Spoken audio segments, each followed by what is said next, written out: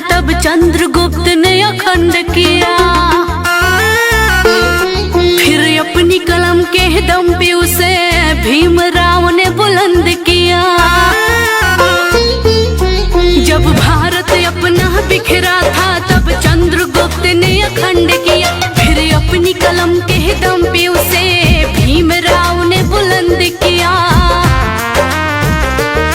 उस देश के कुर्सी पे अब तो ऐसा ठग है बैठा।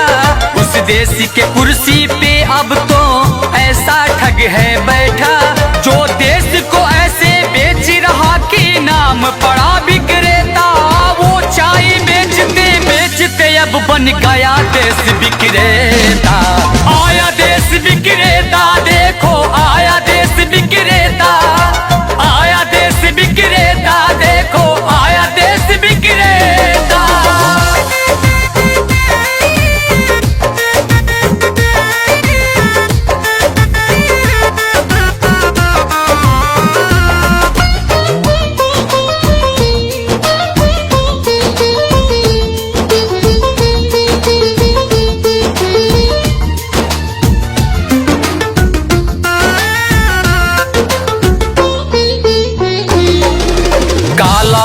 लाऊंगा कह के भारत का कोष भी साफ किया। श्रमिकों को भूखे मार रहा, धनिकों का कर्ज भी माफ किया। काला धन लाऊंगा कह के भारत का कोष भी साफ किया। श्रमिकों को भूखे मार रहा, धनिकों का कर्ज भी माफ किया। धनिकों का कर्ज भी माफ किया। धनिकों का कर्ज भी माफ किया। लाखों का सूट पहन के भी खुद को फकीर है कहता। जो देश को ऐसे बेच रहा कि नाम पड़ा विक्रेता। वो चाय बेचते बेचते अब बन गया देश विक्रेता। आया देश विक्रेता, देखो आया देश विक्रेता। आया देश विक्रेता, देखो आया देश विक्रेता।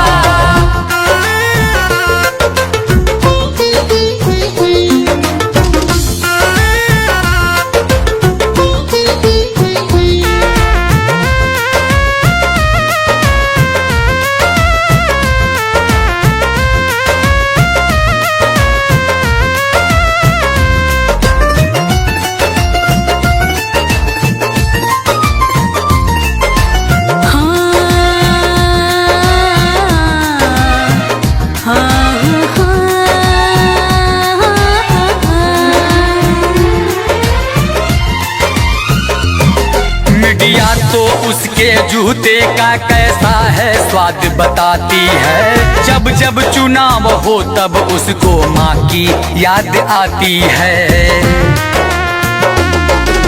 मीडिया तो उसके जूते का कैसा है स्वाद बताती है।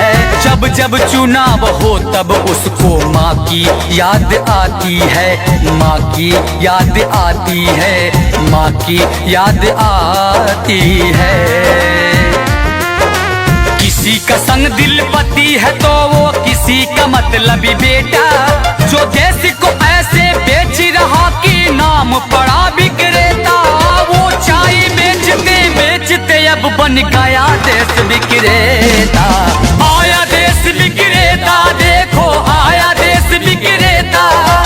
आया देश विक्रेता, देखो आया देश विक्रेता। जब भारत अपना बिखरा था तब चंद्रगुप्त ने अखंड किया। फिर अपनी कलम के दम पे उसे भीमराव ने बुलंद किया।